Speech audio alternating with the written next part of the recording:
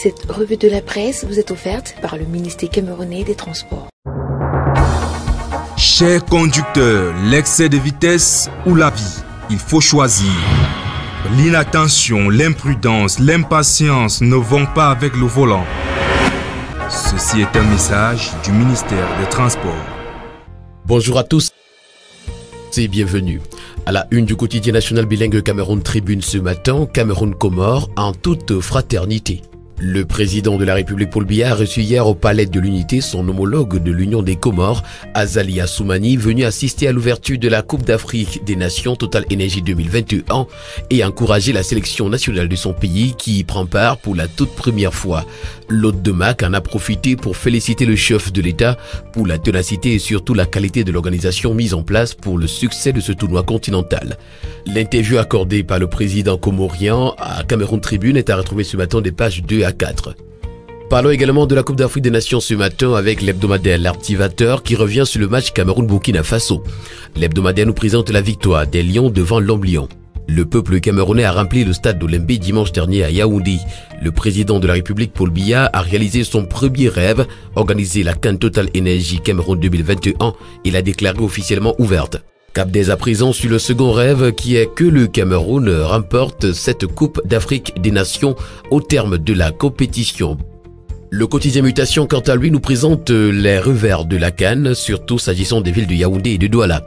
Casse, embouteillage, perturbation des activités scolaires et commerciales, la compétition apporte son lot de désagréments. L'information vous l'aurez aux pages 4 et 5 du quotidien Mutation qui parle également du marché des titres. Cameroun, objectif 180 milliards de francs CFA. CAN 2021, les gradins cherchent spectateurs. Le quotidien, le messager qui en parle également ce matin nous présente le syndrome des stades vides. Si le public a pris d'assaut les travées d'Olembe lors du match d'ouverture à Kwikon, au stade Amadou Ahidjo de Yaoundé à Japoma, voire Garoua, il répond aux abonnés absents. En petite une ce matin, le quotidien Le Messager donne la parole au père Sylvestre Olivier Eves. Les compétiteurs s'éloignent de Dieu. Balance commerciale, 744 milliards de francs CFA de déficit en 2021. Et puis en pied de une, le quotidien parle de l'église évangélique du Cameroun. Les laïcs Sawa traînent l'église évangélique du Cameroun en justice. Les mobiles de cette action judiciaire sont contenus dans une déclaration signée lundi dernier. L'information est à retrouver en page 9 du quotidien Le Messager. Le journal Ouest Echo qui parle également de la CAN Total Energy, s'agissant de la poule B du Bafoussam, nous informe que le pass sanitaire a chassé le public au stade de Kwikon. Favori des fans du foot, le Sénégal de Sadio Mané a joué devant un public absent qui boude l'injustice et la tyrannie des mesures sanitaires contre la Covid-19, nous informe ce matin le journal O. Stratégie confuse au MRC. Au Cameroun, Maurice Kamto embrouille ses partisans sur l'attitude à adopter autour de laquelle nous renseigne également le journal ce matin. L'église évangélique du Cameroun vient de perdre son président honoraire. Fin de mission pour le pasteur Charles Ndiké, nous renseigne le journal. Harcèlement économique, Congélcam soutenu par la base du RDPC de la MIFI. Et puis protocole d'État, depuis 2 ans, Paul Biya n'a plus reçu les vœux de nouvel an à la présidence. Toutes ces informations et bien d'autres sont à retrouver ce matin dans les colonnes du journal Ouest Echo. S'agissant également de la Coupe d'Afrique des Nations ce matin, le tri-hebdomadaire du Sahel nous renseigne que Garoua relève le défi de la mobilisation. Et en petite une, retrouvons dans le Nord l'UNDP qui salue la création de l'université de Garoua. À Zelvet, on a noté 3 morts dans une incursion de Boko Haram. À la une du quotidien bleu d'Amanmana, le jour ce matin, on parle d'affrontements intercommunautaires. Les armes tournent à Kousséri, nous renseigne ce matin le quotidien bleu. L'information, vous l'aurez en page 5. En petite une, nord-ouest, un sénateur abattu. Des individus non identifiés ont tiré sur Henri Kemeda avant de prendre la fuite à bord de son véhicule. Et puis, église évangélique du Cameroun, le pasteur Emmanuel Ndiké est mort. La nouvelle expression pour sa part ce matin parle du 15 janvier 1975 où Ernest Ouandié mourait assassiné. La nouvelle expression initie aujourd'hui et ce jusqu'au 15 janvier prochain, jour de son assassinat sur la place publique à Bafoussam, une série sur la vie du leader nationaliste de l'Union des populations du Cameroun. Des documents exclusifs sont à retrouver ce matin des pages 8 à 9. En petite une, extrême nord, reprise des affrontements sanglants. CAN 2021, urgence d'une réconciliation nationale et puis dernière heure, le SDF perd l'un de ses maillons forts à Bamenda. Le sénateur du Social Democratic Front a rendu l'âme hier soir suite à un assassinat à Bamenda. Le mobile et les circonstances de cette tragédie ne sont pas encore connues. Le sénateur du SDF, Henri Kémédé, vient d'être assassiné à Bamenda. Mon cœur saigne, a indiqué l'honorable Nietzsche Jean-Michel, décontenancé après avoir appris cette horrible nouvelle. Toutes ces informations et bien d'autres sont à retrouver ce matin dans les colonnes de la Nouvelle Expression. Le quotidien L'économie ce matin parle de recensement et nous informe qu'il y a 38 000 entreprises formelles au Cameroun.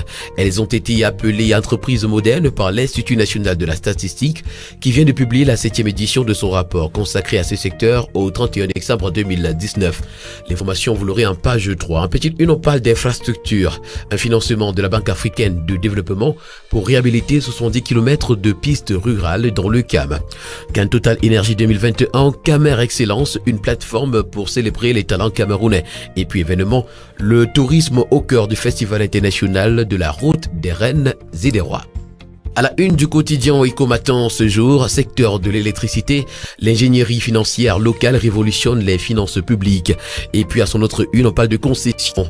Le journal Eco-Matin s'interroge vers une reprise de Cameraï par l'État du Cameroun.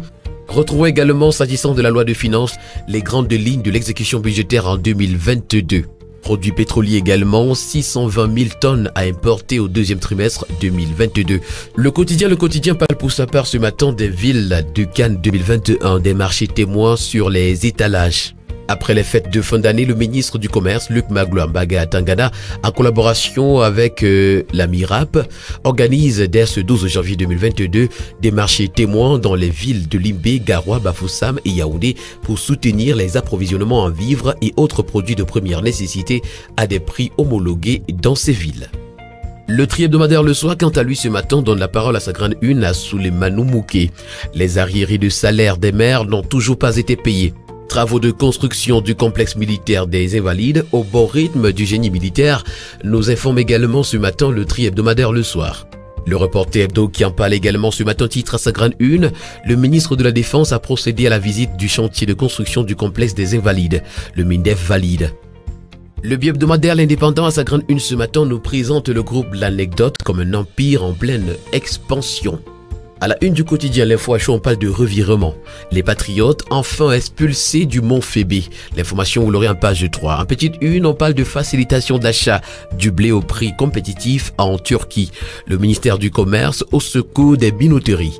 On parle également ce jour de civisme pendant les matchs. Les Égyptiens doivent respecter les sièges, nous renseigne le quotidien L'Info à chaud. L'information, vous l'aurez en page 2. La voix du consommateur pour sa part ce matin parle du contrôle technique des véhicules. 3000 emplois directs et indirects sont menacés, nous renseigne le journal. Et en petite une campagne 100% foot, plusieurs donneurs bénévoles répondent à l'appel de la FOCACO et du CNTS. Qu'en 2021, le Maroc a un fan club au Cameroun. Terminons ce matin avec l'hebdomadaire Financia de l'éducation financière pour tous, centre régional d'arbitrage et de médiation du secteur financier. Enfin, une réponse aux attentes des consommateurs des produits d'assurance. Retrouvons une communication du Dr Ngoko Timo Raoul, expert en droit et pratique des assurances de dommages. Et puis en petite une, université bancaire et de la microfinance à Yaoundé. Un séminaire de haut niveau sur la réalisation des garanties hypothécaires est annoncé. Mesdames et messieurs, c'est ici que prend fin cette autre édition de la revue de la presse camerounaise. Merci de l'avoir écouté. Rendez-vous demain pour une nouvelle sortie. D'ici là, portez-vous bien et surtout n'oublions pas qu'acheter un journal au prix de 400 francs CFA seulement, c'est participer significativement à la vie de la presse au Cameroun. Merci et agréable journée à tous.